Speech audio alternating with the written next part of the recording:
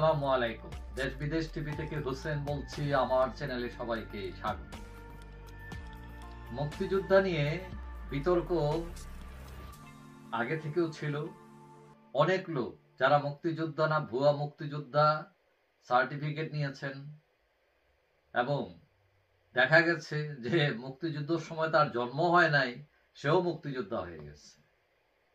এখন এই বিতর্কের মধ্য দিয়ে যেতে যেতে এখন গতকাল আমরা দেখলাম আরেক বিতর্ক এসছে যে সরকার ডিসাইড করেছে যে কে মুক্তিযোদ্ধা, কে মুক্তিযোদ্ধার সহযোগী।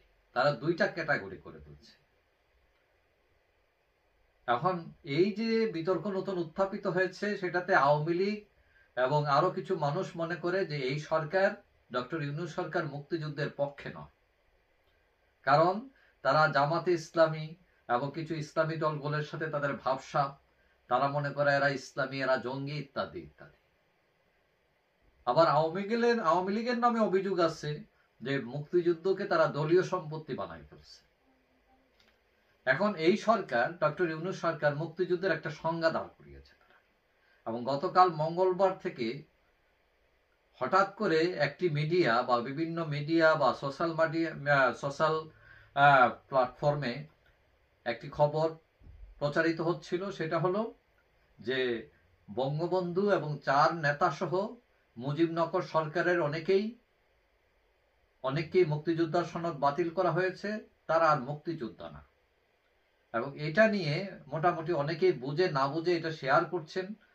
কিন্তু এটা নিয়ে আজকে বুধবার মুক্তিযোদ্ধা মন্ত্রণালয় থেকে একটি বিবৃতি দেওয়া হয়েছে এবং তারা বলছে যে বঙ্গবন্ধু শেখ মুজিবুর রহমান, তাজউদ্দিন সহ মুজিবনগর সরকারের সদস্যরা বীর মুক্তিযোদ্ধা হিসাবে বিবেচিত হবে এবং তাদের সাথে যারা সহযোগী ছিলেন তারা হবেন সহযোগী মুক্তিযোদ্ধা। মুজিবনগর সরকারে তখন বঙ্গবন্ধু শেখ মুজিবুর রহমান ছিলেন রাষ্ট্রপতি, সৈয়দ নজরুল ইসলাম ছিলেন উপরাষ্ট্রপতি, তাজউদ্দিন আহমেদ ছিলেন প্রধানমন্ত্রী, মনসুর আলী ছিলেন অর্থমন্ত্রী, কামরুজ্জামান স্বরাষ্ট্রমন্ত্রী, খন্দকার মুস্তাফা আহমদ পররাষ্ট্রমন্ত্রী। এখন আজকে ইউনূস সরকারের মুক্তিযুদ্ধ বিষয়ক উপদেষ্টা ফারুকী আজম, এই যে বিতর্ক তৈরি হয়েছে কে মুক্তিযোদ্ধা, মেয়ের মুক্তিযোদ্ধা, কে সহযোগী, এইটা নিয়ে তিনিও একটা প্রেস ব্রিফিং করে একটা বক্তব্য দিয়েছেন। তিনি বলছেন যে জাতীয় 4 নেতা বীর মুক্তিযোদ্ধা হিসেবে বিবেচিত হবেন এবং মুজিবনগর সরকারের সকল সদস্যই বীর মুক্তিযোদ্ধা হিসাবে পরিগণিত হবেন। তবে মুক্তিযুদ্ধে যারা ওই সরকারের কর্মকর্তা কর্মচারী ছিলেন তারা হবেন মুক্তিযুদ্ধের সহযোগী, মানে সরাসরি মুক্তিযুদ্ধ না। অর্থাৎ একটা হলো মুক্তিযোদ্ধা আর একটা হলো সহযোগী। এই পরিবর্তন আনছে সরকার। এখন আগে যারা মুক্তিযোদ্ধা মানে লিখতেন, এখন সহযোগী হয়ে তাদের মন খারাপ হয়ে যেতে পারে। তবে সরকার বলছে সুযোগ সুবিধা আগের মতোই থাকবে, তারা যেসব সুবিধা পেতেন আগে সেটাই পাবে। তিনি মুক্তিযোদ্ধা হন আর সহযোগী মুক্তিযোদ্ধাই হন। এখন এই সরকার বলছে যে রণাঙ্গনে সরাসরি যুদ্ধ করেছেন যারা, তারা বীর মুক্তিযোদ্ধা হিসাবে বিবেচিত হবেন, আর যারা তাদেরকে সহযোগিতা করেছেন তারা সহযোগী মুক্তিযোদ্ধা হিসাবে বিবেচিত হবে। এবং সেখানে 5টা ক্যাটাগরিও করা হয়েছে যে সহযোগী মুক্তিযোদ্ধাদের, যেমন মুজিবনগর সরকারের যারা কর্মকর্তা কর্মচারী ছিলেন তারা সহযোগী হিসাবে বিবেচিত হবেন। তখনকার দিনে যে এমএনএ ছিলেন, যারা গণপরিষদ সদস্য, তারা হবেন। স্বাধীন বাংলা বেতার কেন্দ্রে যারা ছিলেন, সাংবাদিক ছিলেন, তারাও বিবেচিত হবেন।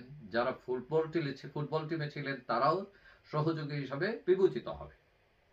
এখন এই যে দুইটি পক্ষ, বীর মুক্তিযোদ্ধা এবং সহযোগী মুক্তিযোদ্ধা, এই যে বিভাজনের পক্ষে বিপক্ষে যুক্তি আছে। তবে আমি ব্যক্তিগতভাবে মনে করি মানে সবার পদমর্যাদা সম্মান এক হবে বা হওয়া চাওয়াটাও ঠিক নয়। ধরেন যিনি বিসিএস পাশ করে কর্মকর্তা হলেন, তিনি কিন্তু 8 ঘন্টা কাজ করেন যে অফিসে, সেই অফিসে নন ক্যাডার লোকও আছেন, তারাও 8 ঘন্টা কাজ করেন, কিন্তু একই অফিসে একই সময় কাজ করলেও যোগ্যতা, মেধা, কর্মের ভিত্তিতে পদ, সম্মান কিন্তু আলাদা হয়, এবং এটা হওয়াটাই স্বাভাবিক, অস্বাভাবিক নয়। সুতরাং মুক্তিযুদ্ধের যে অবদান, সেই অবদান, একজন মানুষ সরাসরি জীবন বাজি রেখে যুদ্ধ করতেছে, তার যে অবদান, এবং আপনি অফিসে বসে একটা ফাইল লিখে বা এর পক্ষে একটা বিবৃতি দিয়েছেন বা একটা গান গেয়েছেন, এই দুইটা কিন্তু একই রকম না, ঝুঁকি আলাদা ছিল। তার সাহস, তার বুদ্ধিমত্তা, তার পরিশ্রম, এগুলোর মধ্যে পার্থক্য রয়েছে। সুতরাং এই বিভাজনকে আমি মনে করি, মানে এটা যুক্তি আছে এটার মধ্যে, তবে এগুলো আরো আগেই হইলে ভালো হতো। এখন হঠাৎ করে এটা করে আবার প্রশ্নের উদ্বেগ দেখা দিয়েছে যে এতদিন যাবত একটা সিস্টেম চলে আসতেছিল, তারপরে আমি মনে করি যে একদম খুব খারাপ হয়েছে তা না।